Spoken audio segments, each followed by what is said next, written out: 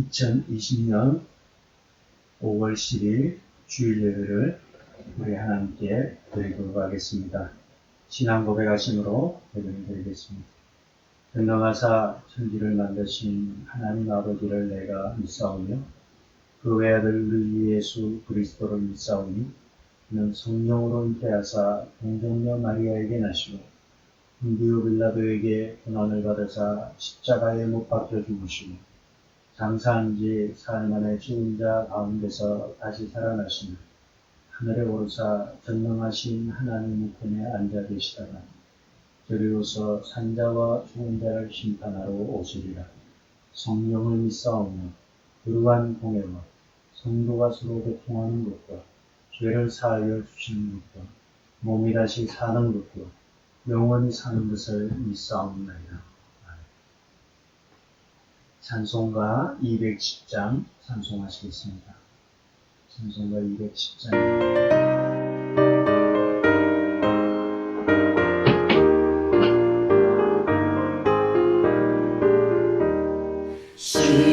시온성과 같은 교회 그의 영광만 얻다 허락하신 말씀대로 주가 진히 세웠다 반석 위에 세운 교회 흔들 자가 누구랴 모든 원수의 원사도 아무 근심 없도다 생명샘이 솟아나와 모든 성도 마시니 언제든지 흘러넘쳐 부족함이 없도다 이런 물이 흘러가니 목마를 자 누구랴 주의 은혜 풍족하여 넘치고도 넘친다.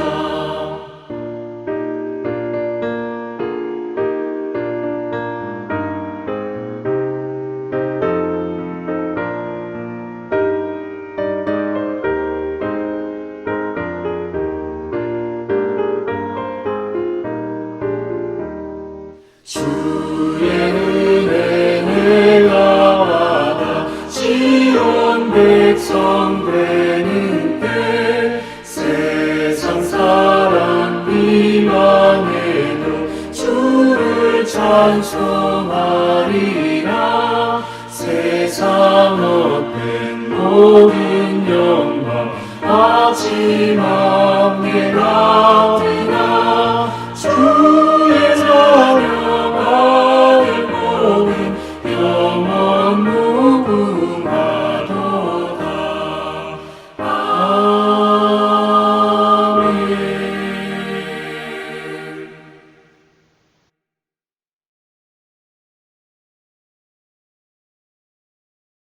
이 시간 교회 소식을 여러분에게 알려드리겠습니다.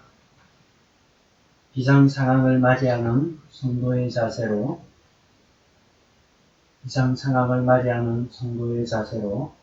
말씀과 기도의 프로그램을 합니다.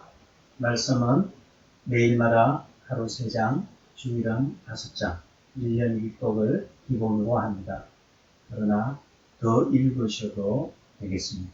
미니멈이 이렇습니다. 새벽 기도회는 계속해서 하고 있습니다. 베드로전서로 하고 있습니다. 특별히 기도 제목은 거기 있는 대로 하시고 세 번째, 미국의 재개시, 재오픈 은혜 가운데 잘 진행이 될 수 있도록 기도해 주시기 바랍니다. 두 번째 기도 간구는 우리가 비록 코로나로 함께 모일 수 없지만 있는 자리에서 예배를 위해서 리오픈을 해야 하는데 이것이 잘 되도록 하기 위해서 코로나의 진정과 예배 회복을 위한 성경 암송, 성경 읽기를 하려고 합니다. 암송을 권장합니다. 그렇지만 암송이 불가능하신 분은 읽으셔도 되겠습니다. 단 매일 암송 또는 매일 읽기를 해주시기 바랍니다. 그렇게 해서 시편 23편을 매일마다 암송을 하시라니 읽으시면서 코로나가 빠르게 진정이 되고 그리고 우리 예배가 빨리 드려질 수 있도록 이를 위해서 여러분들이 기도해 주시기 바랍니다. 3번입니다. KLPC 미주한 예수교 장로회 총회가 5월 11일 월요일부터 수요일까지 있습니다. 이번 총회는 지역에서 하지 못하고 화상총회로 합니다. 이 일을 위해서 제가 조금 숨기는 일이 있습니다. 모든 것이 잘 진행이 될 수 있도록 기도해 주시기 바랍니다. 지난주에 성경 일독 축하가 있었고요. 이번 주에도 성경 일독 축하가 있습니다. 이영희 권사님 일독하셨고 일독을 하신 분은 교역자들에게 꼭 알려주시면 되겠습니다. 금감원 말씀드린 대로 날짜와 이름을 적으셔서 일봉하셔서 봉투에 넣으셔서 교회가 다시 예배를 드릴 때 넣어주시면 되겠습니다. 주일 예배 시 안내는 여기 있는 대로 12시 30분부터 출석 체크가 시작이 되고 축도 후에 10분간 말씀에 대해서 묵상하시고 기도하신 후에 제가 카톡으로 교제 시작을 알리면 그때부터 교제하시면 되겠습니다. 그리고 교제하실 때도 한 주 동안 어떻게 은혜를 받았는지 그리고 이러한 기도 응답을 받았다 이러한 간증도 좋고 짧게라도 올려주셔서 우리 모두가 함께 교제를 나누었으면 합니다. 이 시간 예배를 위해서 이양희 장로님께서 대표로 기도하시겠습니다. 대표로 이양희 장로님께서 기도하시겠습니다.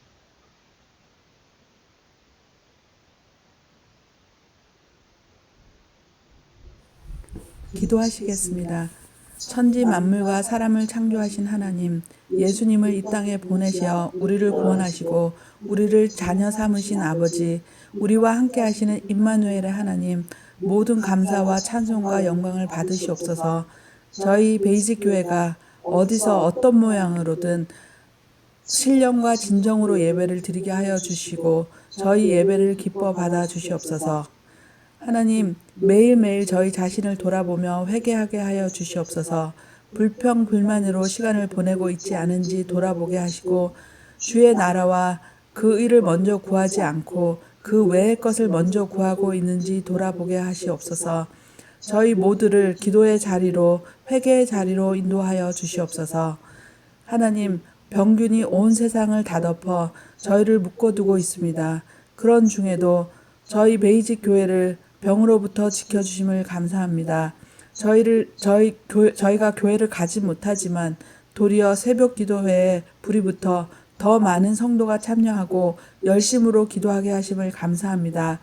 따로 모이진 못하지만 말씀 읽기에 더욱 열심을 내게 하심을 감사합니다. 모든 것에 넘치는 감사 주심을 감사합니다.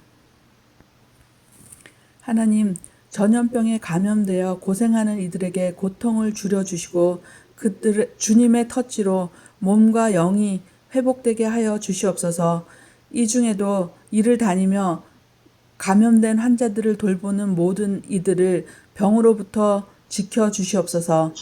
그들의 희생을 생각하시어 하루속히 전염병이 끝나게 하여 주시옵소서.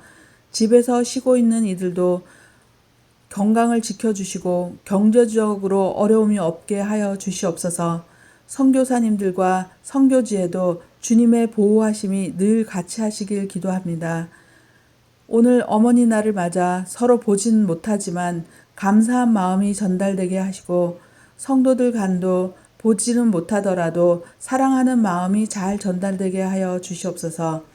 오늘 말씀을 전하시는 목사님에게도 성령 충만하심을 허락하시옵시고 저희 영혼이 잘 되는 복된 말씀 전해주게 하여 주시옵소서.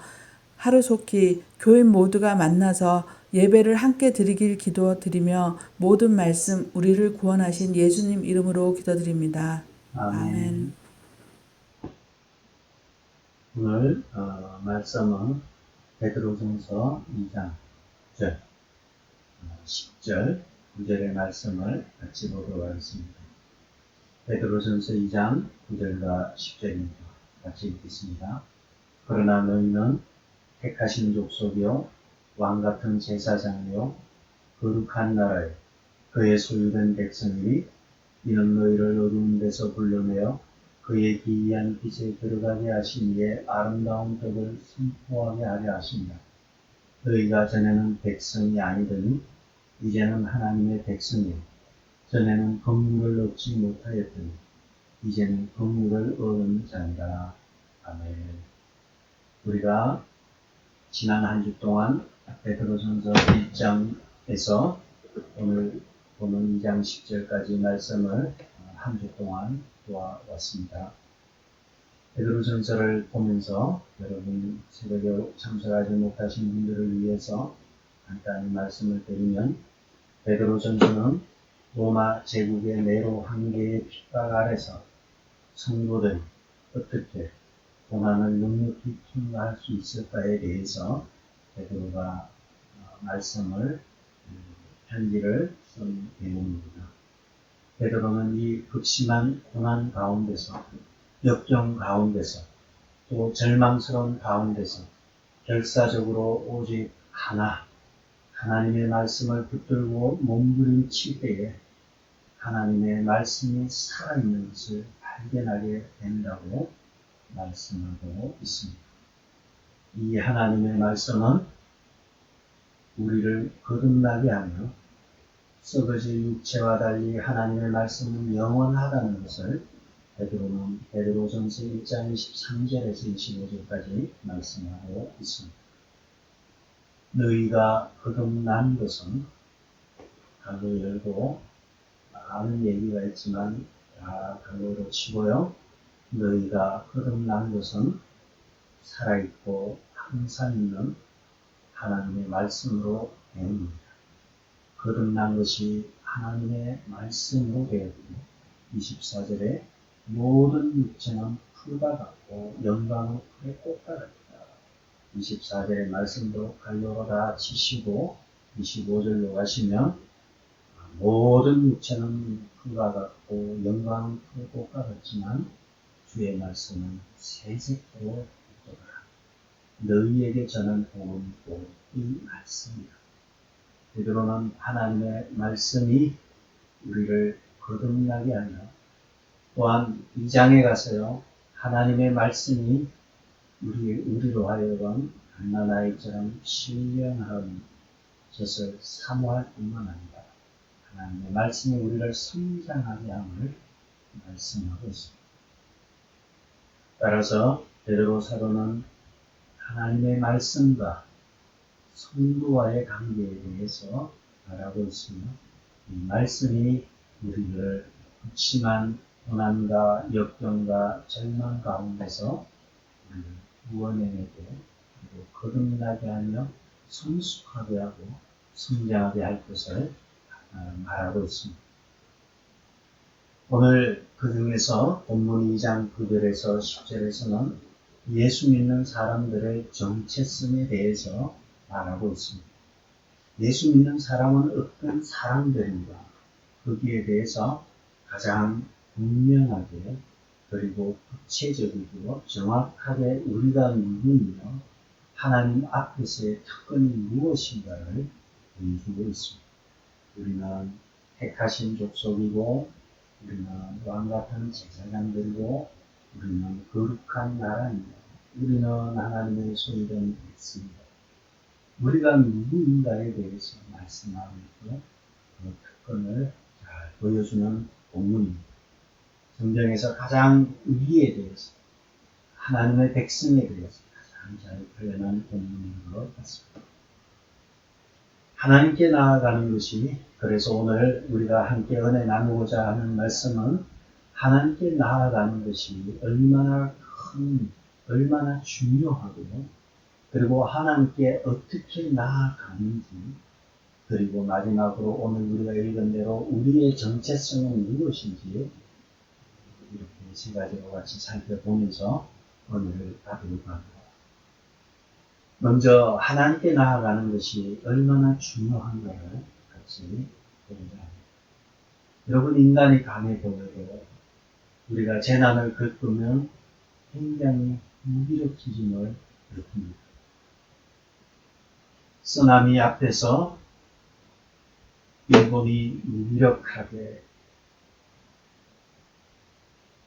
쓰나미라는 큰 재난 앞에서 일본은 무기력하였고 서찬성 지진 앞에서 중국이 어쩔 수 없어요. 지금 현재 우리가 겪고 있는 이 코로나로 인해 전 세계가 얼마나 무기력하게 대응하고 보내고 있습니다. 우리는 지금 누구나 다 백신이 나오기만을 기다리고 있습니다. 인간의 눈부신 기술과 눈부신 의학의 발전을 경험하면서도 우리는 백신이 없으면 사람 만나는 것조차 불편해하고 피하고 있습니다. 전염병 앞에서 우리가 얼마나 무기력한지 첨단 과학기술과 의학기술을 가지고 있다고 자부하였지만 우리의 가진 과학과 의학기술이 코로나 바이러스 앞에서 절망감을 느낄 정도로 절실히 느끼고 있습니다. 여러분, 우리를 이 절박한 위기 가운데서 우리에게 필요한 것이 무엇일까?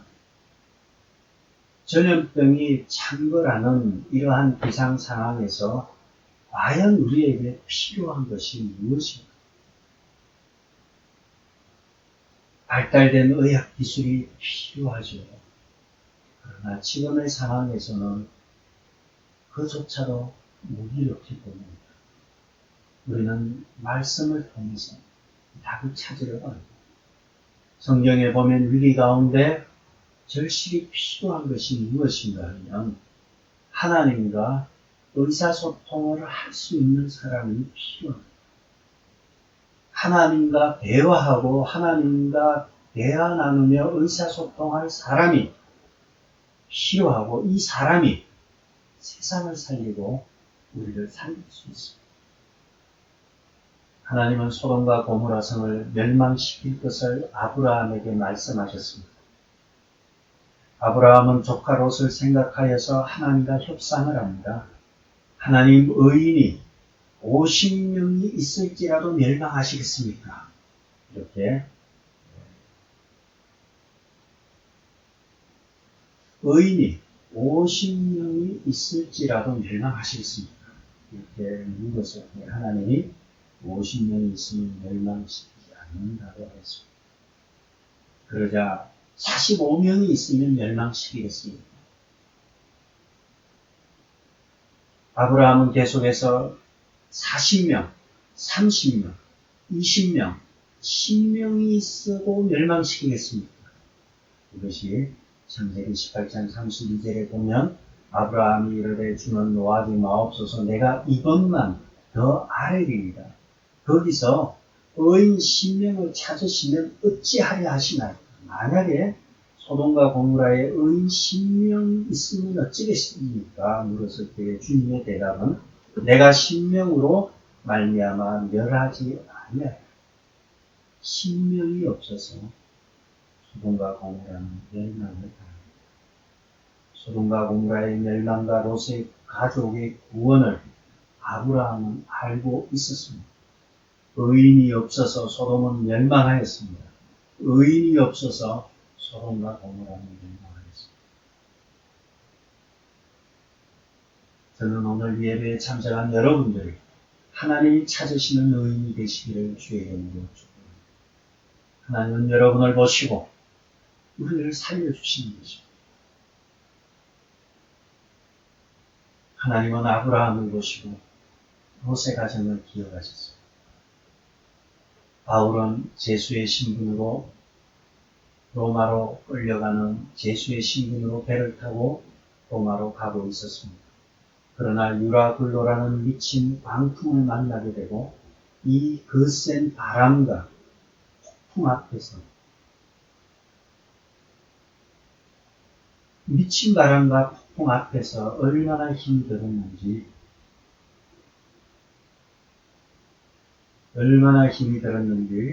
거기 보시면 사흘째 되는 날에는 배의 기구를 다 버리고요. 여러 날 동안 해와 별이 보이지 아니하였습니다. 큰 풍랑이 그대로 있었고 구원의 소망이 다 사라질 정도로 모든 배에 탄 사람들이 절망에 사로잡혀 있습니다. 여러분이 보고 계신 대로 해도 별도 보이지 않았고요. 구원의 여망도 없었고 큰 풍랑이 그대로 있었습니다. 이 영어 본문에 보시면 20절 영어 본문에 보시면 Finally gave up all hope. 마침내 모든 희망을 버렸어요. Being saved. 살 소망, 살아날 것이라는, 구원받을 것이라는 희망조차도 다 버렸어요. 바울이 타고 가고 있는 그 배가 이와 같이 여러 날 동안 이러한 어려움을 겪고 14일 동안 바다에漂하면서 그들에게 희망이 사라졌어요. 이때에 하나님의 사자가 바울에게 나타나서 24절에 이런 말씀을 합니다.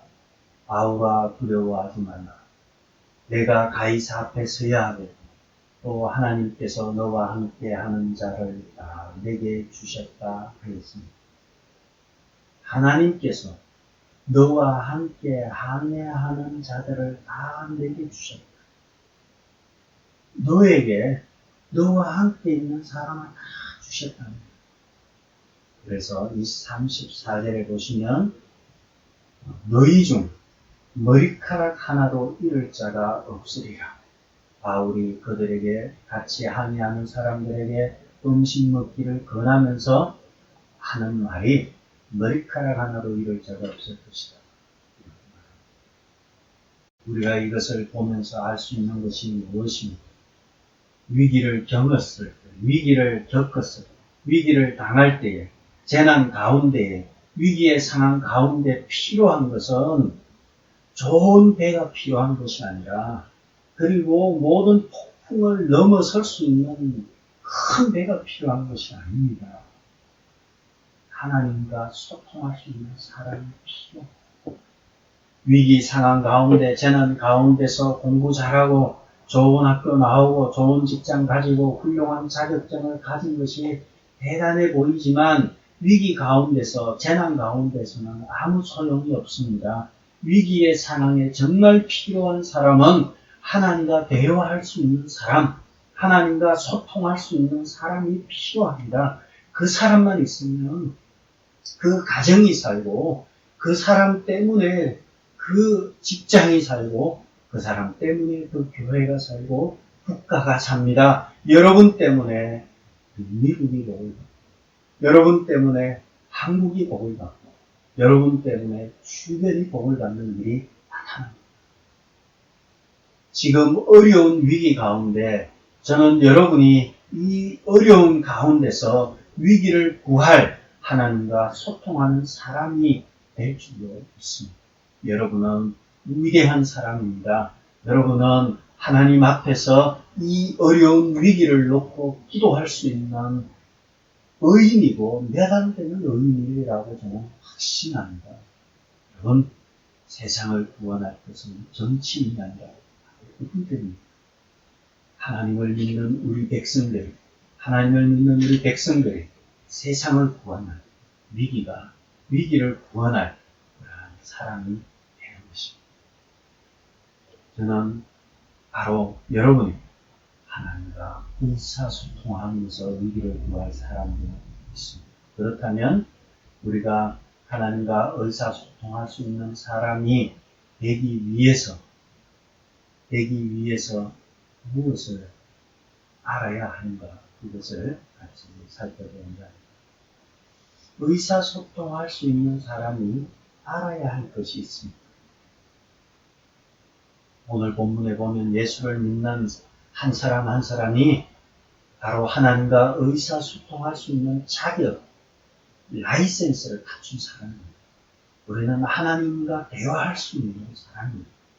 주님은 너희는 택하신 족속이요 왕같은 제사장이요 거룩한 나라요 그리고 그의 소유된 백성입니다. 하나님 앞에 나아갈 수 있는 자격을 얻은 사람입니다. 하나님 앞에 담대하게 나아갈 수 있는 이 비법을 우리는 그런데 알아야 합니다. 자격만 갖추고 있으면 안 돼요. 비법을 알아야 합니다. 아무리 어려운 시련이 와도 이 비법을 알면 두려워하지 않습니다. 위기 앞에서 기죽지 않습니다. 위기 앞에서 주눅들지 않습니다. 우리는 하나님 앞에서 이 비법을, 이 방법을 바로 알아야 합니다. 어떻게 하면 하나님과 바르게 의사소통할 수 있을까? 이 방법을 두 가지로 여러분에게 소개하려고 합니다. 여러분, 이 핵심적인 노하우를 알면은 어려운 일이 닥치면 처음에는 두렵고, 처음에는 당황스럽고, 처음에는 겁이 나요. 하지만 시간이 가면 갈수록 두려움이 사라지고, 은혜와 감격과 감동이 물밀듯이 다가옵니다. 그리고 확신이 섭니다. 이 게임은 끝났다는 확신이 섭니다. 오늘 하나님과 의사소통하는 사람이라면 반드시 알아야 될 두 가지 비법을 여러분에게 소개하려고 합니다. 첫째는 하나님과 의사소통할 수 있는 사람으로서 그 비법은 먼저 중요한 것은 하나님의 말씀은 살아있는 말씀이라는 것을 알아야 합니다. 하나님의 말씀은 살아있는 말씀이라는 것입니다. 하나님의 말씀을 죽어있는 문자로 생각하면 안 됩니다. 죽어있는 것처럼 느껴지는 말씀을 우리 비법을 아는 사람은 살아있는 말씀으로 하나님의 말씀을 살려내어야지 기도 응답을 받을 수가 있습니다. 사람들은 성경을 신뢰한다고 하지만 내용을 들어가서 보면 신뢰하지 못하는 사람들이 많습니다. 성경은 그저 좋은 책으로, 그리고 괜찮은 책으로, 그리고 세계 많은 사람들이 가장 애독하는 책으로 그 정도로 알고 있고, 성경에 나타난 예수님은 참 사랑이 많으신 것으로 대충 알고 있고, 그래서 기독교적인 열정과 기독교적인 생각에 사로잡혀서 참 감동적인 책이다, 이렇게까지 이런 식으로 생각해서는 어려운 가운데, 절망 가운데 빠졌을 때 극복하지 못합니다. 그저 열정을 가지고 참 좋은 기독교적인 생각, 참 좋은 것 같다, 이런 생각 가지고 전도하고, 이런 생각 가지고 선교하고, 성경에 대한 신뢰가 없이 한다면 또한 시간은 아까운 것입니다. 우리는 어려움 가운데, 절망 가운데 결사적으로 하나님의 말씀을 잡아야 합니다. 결사적으로 고난 가운데, 역경 가운데, 절망 가운데서 하나님의 말씀을 잡을 때에 하나님의 말씀이 살아서 꿈틀거리기 시작하고 역동하기 시작합니다.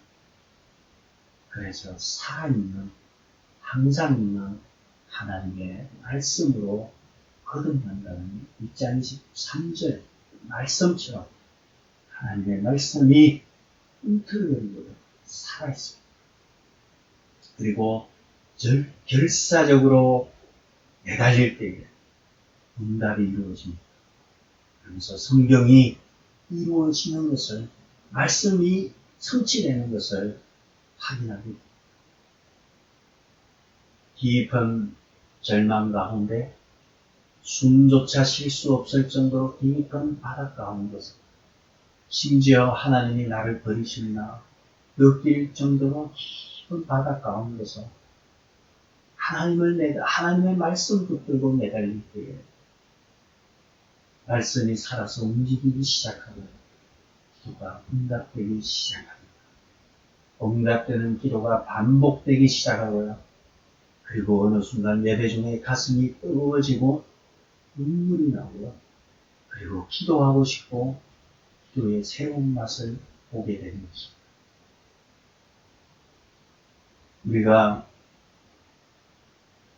하나님의 위대하신, 그 웅장하신 하나님, 도저히 따라갈 수 없는, 이해할 수 없는 그 놀라우신 하나님, 그리고 도무지 십자가의 사랑을 이해할 수가 없어요. 예수님이 왜 나를 위해서, 도무지 그것이 이해가 되지 않아요. 그러나 하나님의 말씀을 통해서 가까이 가게 되고 역사하는 말씀을 갖게 되는 것입니다. 말씀만이 그 답을 우리에게 주고 있는 것입니다. 따라서 우리가 하나님과 의사소통을 하려면 먼저는 하나님의 말씀이 살아있다는 것을 알아야 되고요. 두 번째는 우리의 속을 말씀으로 계속해서 채워야 합니다. 하나님의 말씀으로 우리 속을 채우고 하나님의 말씀으로 나아간다면 가끔은 극심한 고난도 오고요. 어려움도 오고 위험스러운 일도 뵙습니다. 그러나 이 고난은 고난으로 끝나는 것이 아니라 말씀으로 채우고 맞는 고난은 우리의 삶을 보석으로 바꿉니다. 베드로가 많이 사용하는 보배로운 또는 보석으로 우리의 신앙을 바꿉니다. 따라서 고난이 우리에게는 유익입니다. 하나님의 말씀으로 우리를 채우고 고난을 통과하면서 우리의 삶이 보석으로 변화되면서 우리의 생각이 달라지고 언어가 달라지고 표정이 달라집니다. 신앙이 성장하면서 기도도 달라집니다. 기도가 깊어집니다. 어린 신앙을 가졌을 때는 기도할 때마다 하나님 앞에 요구하는 것이 많았습니다. 이것도 주시고 저것도 주시고 달라는 것이 너무 많아요. 그래서 기도가 마치 기도인지 청구서인지 구분이 안 될 정도로 수많은 청구서를 하나님 앞에 보냅니다. 그러나 신앙이 성장하고 성숙하면 기도가 달라지고 기도가 깊어집니다. 기도가 말씀을 소화해서 기도로 나오기 시작합니다. 말씀이 기도가 되고요. 기도가 말씀에서 나옵니다. 하나님은 이런 자를 친구처럼 대하십니다. 하나님은 아브라함을 종이라 하지 아니하시고요. 친구라고 부르셨습니다. 예수님도 제자들에게 말씀하시기를 이제부터는 너희를 종이라 하지 아니하고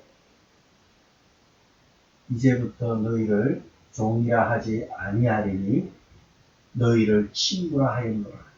내가 내 아버지께 들은 것을 다 너희에게 알게 하였습니다. 이제부터 너희를 종이라 하지 아니하리니 너희를 친구라 하였다. 요한복음 15장 15절에 말씀했습니다. 여러분이 말씀으로 여러분의 속을 채우고 고난을 통과해서 이기고 나서 여러분이 보석과 같은 존재가 되는 하나님은 여러분을 친구처럼 아버지께 들은 것을 다 너희에게 알게 하였습니다. 말씀하신 것처럼 하나님께서 아브라함에게 하신 것처럼 예수님이 제자들에게 하신 것처럼 너희를 친구라 해서 하나님의 이야기를 다 여러분에게 하신 것입니다. 이처럼 하나님의 말씀이 강하게 역사하고 성령이 강하게 역사하면 우리 안에 있는 자존심과 우리 안에 있는 자랑이 다 깨어지고 우리 안에서는 신뢰가 나오고 우리 안에서는 믿음이 나옵니다. 특별히 믿음이 중요하게 그 안에서 나옵니다. 그래서 신약이 우리 말씀과 성령으로 우리를 역사하면 우리 안에 신약이 나와서요. 목회자를 믿게 되고 교회를 신뢰하고 교인들을 신뢰하고 그리고 여러분이 하나님의 귀한 성전으로 세워지는 것입니다. 베드로전서 2장 5절에 베드로가 말한 대로 너희도 산돌같이 신령한 집으로 세워져. 여러분이 신령한 집으로 세워지면서 서로를 신뢰하고 있습니다. 오늘날 목회자를 신뢰하지 않고 당연히 교회를 신뢰하지 않죠. 성도는 더더욱 신뢰하지 않죠. 그러면서도 교회는 나가죠. 이러한 모순된 신앙생활을 합니다. 그것이 의미하는 바는 이분이 말씀과 성령의 역사가 약하구나. 말씀과 성령의 역사가 강해지면 하나님의 말씀이 강하게 역사하고 성령의 역사가 나타나면 자존심이 깨어지고 세상의 모든 사랑이 깨어지고 나서 제일 먼저 생기는 것이 하나님의 교회가 얼마나 소중하고 교회가 위대한 그 위에 목회자와 성도가 얼마나 소중한 존재라는 것을 알게 됩니다.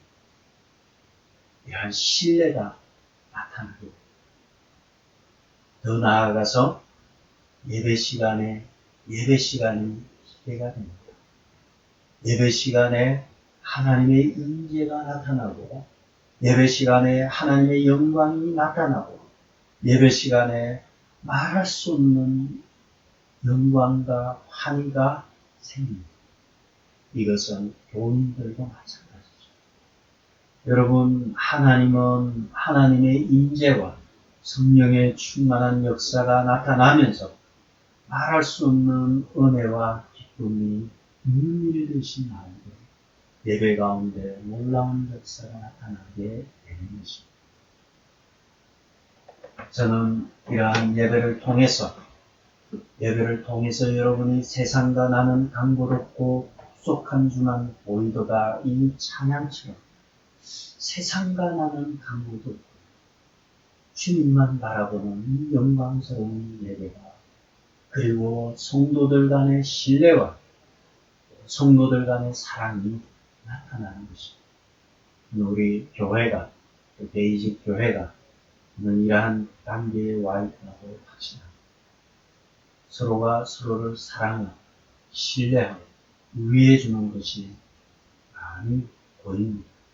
이것이 여러분이 착해서 그런 것도 아니고 여러분이 인간성이 좋아서 그런 것도 아니고 이것은 하나님의 말씀과 성령에 의해서 나오게 되는 것이고 거기에 신뢰에 대한 하나님과 말씀과 성령에 의해서 나타나는 결과물이라고 생각합니다.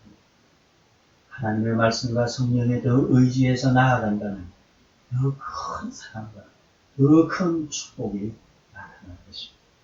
따라서 우리가 예배 가운데 하나님이 임재하느냐 안 하느냐는 우리에게 있어서 생사를 결정하는 아주 중요한 문제입니다. 한 사람 한 사람 하나님께 나아갈 수 있는 자격을 갖추었습니다. 따라서 우리는 하나님 앞에 나아가서 우리의 예배를 위해서 우리의 교회를 위해서 하나님의 임재와 성령의 충만한 역사가 나타나도록 끊임없이 기도해야 합니다. 그곳에서 우리가 있기 때문에 교회에서 주어지는 예배 시간에 주어지는 하나님의 은혜로 살아가기 때문입니다. 여러분, 어려움이 왔을 때 절망하지 마시기 바랍니다. 우리는 어려움이 왔다 해도 소통하는 사람, 하나님과 소통하는 사람이 있다는 사람. 어려움이 왔을 때 자존심 내세요. 어려움이 왔을 때 자기 자랑 내세요. 어려움이 왔을 때 교만하면 소원함이 없어요. 어려움이 왔을 때 겸손해야 합니다. 자아를 내려놓으시고 그리고 하나님과 의사소통하는 사람이 되어야 합니다. 하나님과 의사소통하려면 겸손해야 합니다. 하나님과 의사소통하려면 먼저는 세상 것 다 잃어버려도 하나님의 말씀이 살아나도록 해야 되고 하나님의 말씀이 살아있다는 것을 믿어야 합니다. 하나님의 말씀 앞에 내려놓고 부르시나. 두 번째 어려움이 왔을 때 우리의 하나님과 의사소통하기 위해서 내 속을 하나님의 말씀으로 채우고 곤란과 어려움이 온다 할지라도 그 곤란함과 고난을 통과하면 정금같이 변해져 있는 여러분을 보게 될 것입니다. 시련 앞에서 진주처럼 빛나는 신앙이 될 것입니다. 그렇게 해서 나아갈 때에 말씀과 성령에 의해서 우리 자아가 깨어지고 세상 자랑이 깨어지고 하나님의 임재를 체험하며 하나님으로부터 오는 신뢰와 믿음을 체험합니다. 그래서 모이기만 해도 기쁘고요. 서로 보기만 해도 큰 위로가 되고요. 성도 간의 위로가 되고 그리고 예배 중에 찬송 중에 성찬 중에 말할 수 없는 하나님의 위로가 넘치게 되는 것입니다. 이러한 사람은 제 아무리 큰 시련이다, 재난이다, 위험이 온다 해도 두렵지 않습니다. 주님과 함께하는 길이라면 그것이 초막이든 궁궐이든 전혀 두렵지 않습니다. 하나님의 백성들은 9절에서 그러면 어떠한 특권, 또는 어떠한 아이덴티티, 정체성을 가졌는지 9절을 보면서 같이 보려고 합니다. 우리 예수 믿는 사람들은 얼마나 놀라운 자격과 특권을 가졌는지 모릅니다. 하나님께서 아무나 기도한다고 들어주시지 않습니다. 하나님께 기도할 때에 정당한 자격을 가진 자의 기도, 정당한 자격을 가진 자의 예배를 들으십니다. 우리는 다 하나님 앞에서 왕같은 제사장이고 그리고 택하신 족속이고 거룩한 나라이고 그의 소유된 백성으로서 합법적인 자격을 가지고 있습니다. 우리는 하나님 앞에 담대하게 나아갈 수 있는 자격을 가졌습니다. 여러분은 세상에 있는 많은 사람들 중에 한 사람이 아닙니다. 여러분은 하나님이 택하신 자이시고 왕같은 제사장입니다. 거룩한 나라의 소유된 백성입니다. 이 말씀보다 우리의 정체성이 분명하게 드러나고 있는 것은 없습니다. 여러분은 하나님이 먼저 택하신 족속입니다. 하나님이 여러분을 택하셨습니다. 여러분, 택함을 받느냐 안 받느냐는 중요합니다. 이 세상에서도 그렇습니다. 많은 고등학생들이 대학을 지원하지만 대학교에 의해서 선택받은 학생들은 많은 학생들이 아닙니다. 물론 노인대학 때도 모든 정규대학은 지원한다고 되는 것이 아닙니다. 선택받은 학생만이 학교에 진학하여서 학교의 모든 혜택을 누립니다. 도서관에도 가고 또 이것저것 짐에도 가고 할 수 있는 모든 특권을 선택받은 사람만 누립니다. 좋은 직장에 의해서 선택받았나 안 받았냐는 중요합니다. 연봉이 높고 그리고 혜택이 많은 좋은 직장에 다니는 사람, 자기가 다니고 싶다고 다니는 거 아닙니다. 선택받아야 다닙니다. 선택받아야 사원증, 신분증도 만들고요. 선택받아야 출입증도 만들어요. 그래서 직장에 출입할 때 카드로 출입하는 것이죠. 그냥 자기가 가고 싶다고 드라이브 라이센스로 아무리 걸려도 되지 않아요. 선택받지 않은 사람들은 출입할 수 없어요.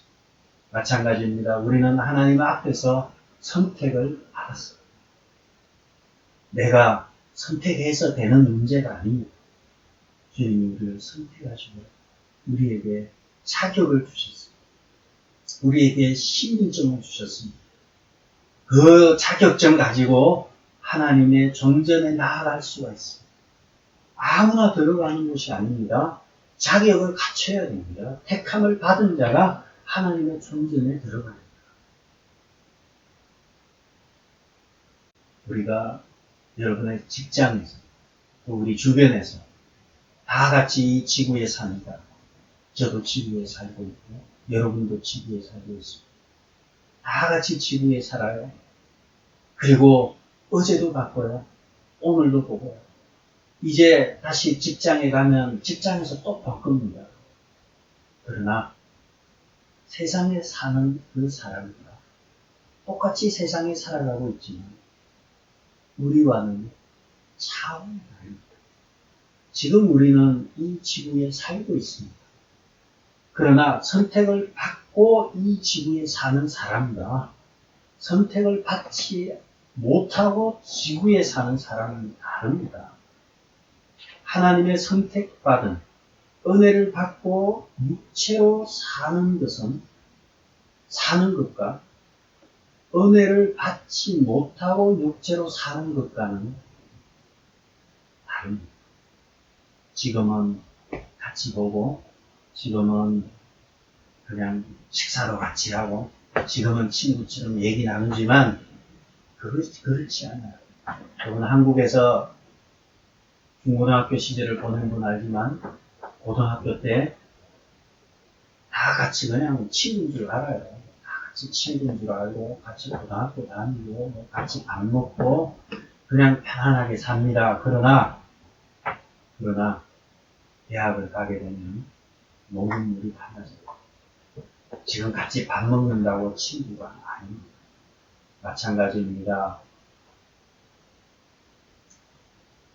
마찬가지입니다. 우리가 지금 같이 일하고요. 직장 동료이고요. 같이 재미있게 지내고요. 다 좋아요. 그러나 같이 있다고 같이 있는 것이 아닙니다. 가는 길이 다릅니다. 육체로 사는데 은혜 못 받고 육체로 살면은 그 사람은 야망과 욕심과 정욕으로 많이 소유하고 많이 누리는 것만을 목적으로 사는 사람입니다. 은혜 못 받고 육체로 살면 그저 이 땅에서 욕심과 정욕으로 살 뿐입니다. 그 이상의 것이 없습니다. 그러나 우리가 하나님을 알고 은혜를 받고 육체로 사는 사람은 같이 육체로 이 땅에 살지만 천사가 부러워하고요. 천사가 흠모하는 삶을 살게 되는 것입니다. 우리 예수 믿는 사람들은 이 땅에서 사는 것이 그래서 가치가 있습니다. 하나님의 부름을 받고 하나님의 택함을 받고 이 땅에 사는 것은 그냥 사는 것하고 다릅니다. 그러므로 우리 예수 믿는 사람은 이 땅에 사는 것은 이제 야망과 욕심과 정욕을 위해서 사는 것이 아니라 이 땅에서 연주를 하기 위해서 산다는 것입니다. 이 땅에서 지금 세상 사람들하고 섞여서 살지만 그들과 다르게 우리는 무언가 감동과 아름다움과 위대함이 우리의 삶 속에 있습니다. 그래서 우리의 자신의 음색을 가지고 연주를 하면서 사는 것입니다. 예수 믿는 사람들은 불신자 수준에서 살겠다고 하면 자기 자신을 너무 과소평가하는 사람입니다. 예수 믿는 사람이 안 믿는 사람처럼 산다는 것은 얼마나 자기 자신을 평가절하하는지 모릅니다. 감동 없는 삶입니다. 예수 믿는 사람이 세상 사람과 같이 동일한 수준에서 사는 것은 감동 없는 삶입니다. 따라서 예수를 진짜 믿는지 의심이 될 정도입니다. 우리는 예수 믿는 사람은 남이 할 수 없는 것, 남이 못하는 것을 하면서 자기만의 색깔을 가지고 삶으로서 이 땅에서 하나님의 영광을 연주하는 삶을 살아야 하는 것입니다. 우리가 육체를 가지고 사는 것이 얼마나 위대하고 아름다운지 모릅니다. 우리가 영감을 가지고 사는 것이 아름다운 것이 아닙니다. 좋은 집에 많은 돈을 가지고 노후 보장을 하면서 사는 것이 아름다운 것이 아닙니다. 생명 연장할 뿐입니다. 육체를 가지고 살 수 있는 것이, 육체를 가지고 사는 것은 우리는 이 땅에서 해야 될 일이 있기 때문에 살아서 우리가 이 땅에서 연주할 수 있는 기회가 있기 때문에 귀합니다. 천사가 흠모하는 연주를 우리는 할 수가 있습니다. 주에게 부탁하신 일, 천사가 흠모합니다. 삶을 감동적으로 연주하는 것이 우리가 이 땅에, 지상에 거하는 복지입니다. 젊은 세대는 젊은 세대로서 이 땅에서 어떻게 아름답게 연주할 것인지, 아이 엄마는 아이 엄마로서, 또는 아이 아빠는 아이 아빠로서, 이 땅에서 엄마로서 아빠로서 어떻게 아름답게 사는 것인지, 주님이 주신 직장에서, 여러분의 직장에서, 이 직장에서 어떻게 아름답게 살아갈 것인지 연주하는 것입니다. 나이가 드신 분은 아름답게 늙어가는 것이 무엇인가를 연습하는 것입니다. 내 삶 다 살았다. 이제 죽을 날만 기다립니다. 이것이 아니에요. 살아있는 날 동안 하나님이 살려주시고 호흡하시게 허락하신 날 동안 어떻게 아름답게 이 늙어가는 것을 연주할 것인지, 삶으로 연주할 것인지, 살아서 각자의 자리에서 연주할 것인지, 아름답게, 고상하게, 멋있게 연주할 것인지,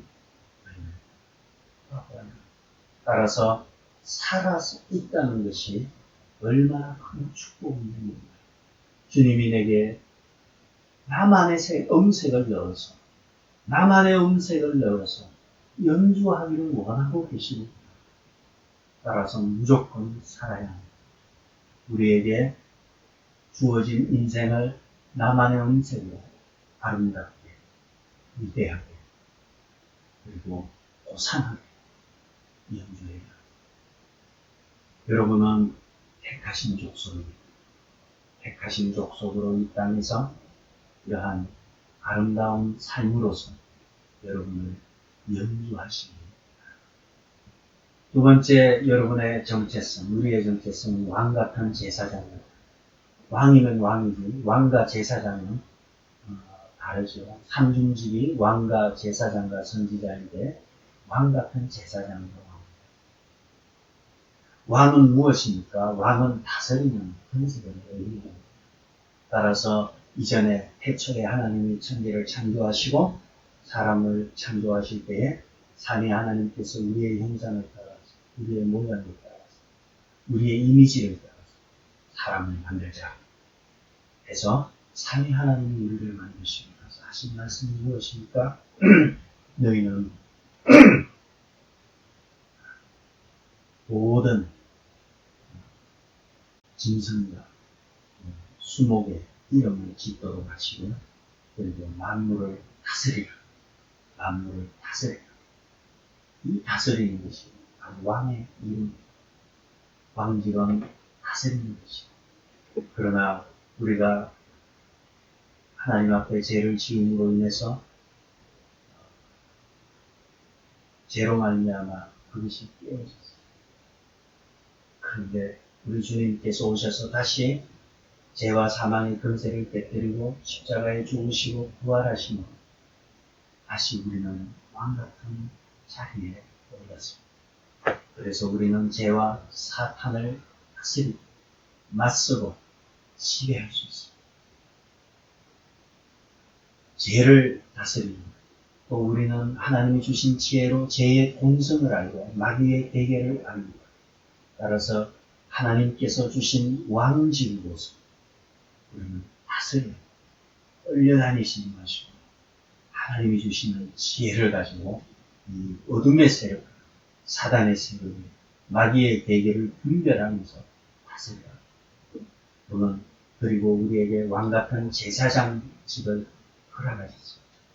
제사장직은 하나님께 나아가서 기도하고 다른 사람의 죄를 용서를 위해서 제물을 바치는 것이 제사장입니다. 그리고 이 제사장직은 십자가에서 예수님이 죽으신 위에서 아래로 휘장이 찢어지면서 지성소 안으로 들어가게 되었습니다. 그래서 우리는 제사장으로서 face to face 얼굴과 얼굴을 맞대고 하나님께 나아가서 기도할 수가 있는 것입니다. 예배할 수가 있는 것입니다. 찬송할 수가 있는 것입니다. 그러므로 우리는 왕같은 제사장직을 써야 합니다. 죄를 다스리고 거짓을 다스리고 명확하게 마귀의 대결을 분별하고 하나님께 나아가서 담대하게 지성소에 나아가서 제사장으로서 하나님 면전에서 하나님 앞에 기도할 수 있는 특권이 우리에게 있는 것입니다. 여러분은 이 자격을 라이센스를 받아야 하는 것입니다. 그리고 우리는 거룩한 나라입니다.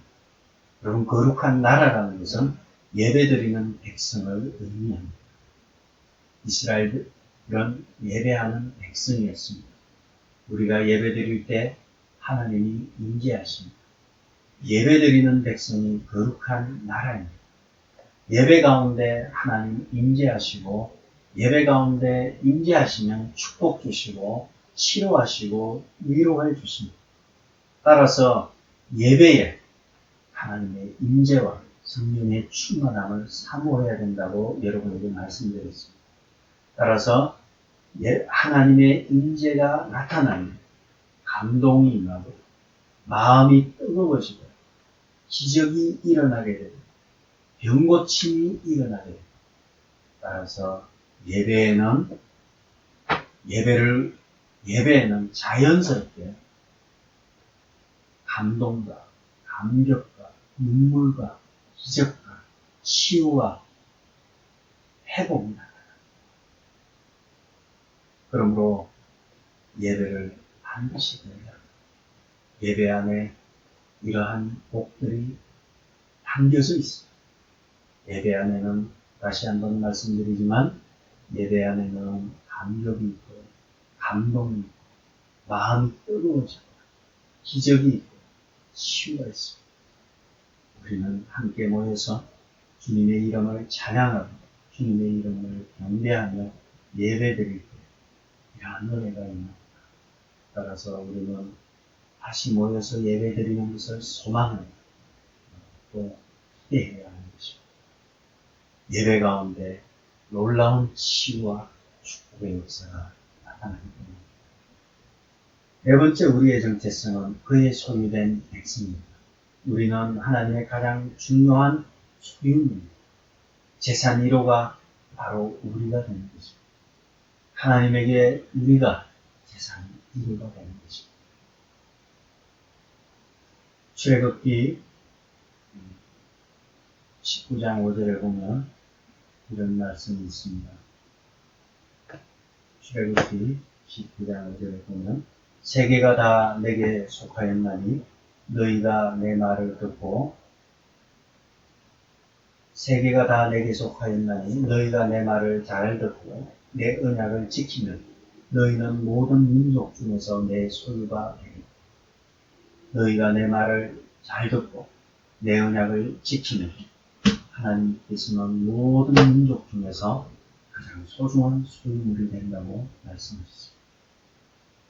우리가 하나님 앞에서 순종하는 삶을 살면 하나님께서 우리를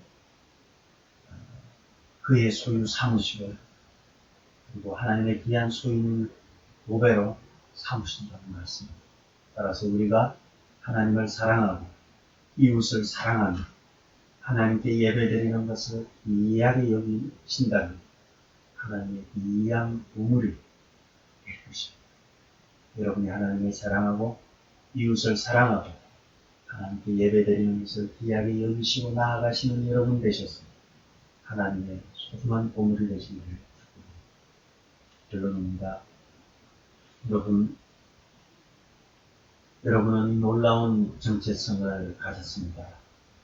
택하신 족속이고 왕같은 제사장, 거룩한 나라고 그의 소유가 되었습니다. 백성입니다. 왜 이렇게 하였습니까? 이는 너희를 어두운 데서 불러내어 그의 기이한 빛에 들어가게 하신 이의 아름다운 덕을 선포하게 하려 합니다.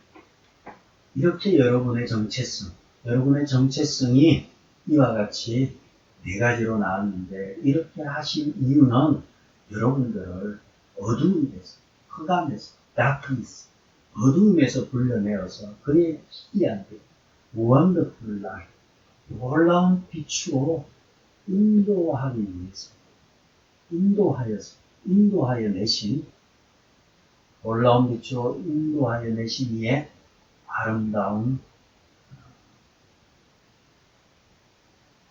덕을 선포하기 위해서 불러내셨다는 것입니다. 따라서 여러분이 이러한 정체성을 가진 것은 그냥 나는 왕같은 제사장이고 나는 하나님의 귀한 소유된 백성이다. 거기서 끝내라는 것이 아니에요. 물론 우리는 우리 정체성을 알아야 돼요. 나는 당당하게 세상 속에서 하나님의 백성으로서 정체성을 가지고 음색을 넣어서 육체로 있는 동안 아름답고 영광스러운 삶을 삶으로서 연주를 하고 또 그것으로 인해서 하나님과 이웃에게 감동을 주는 것 필요합니다. 아주 중요합니다. 그것이 하나님께서 우리를 부른 그러한 정체성입니다. 그러나 거기서 끝나는 것이 아니라 이렇게 부르신 것은 우리로 하여금 하나님의 아름다운 것을 세상 속에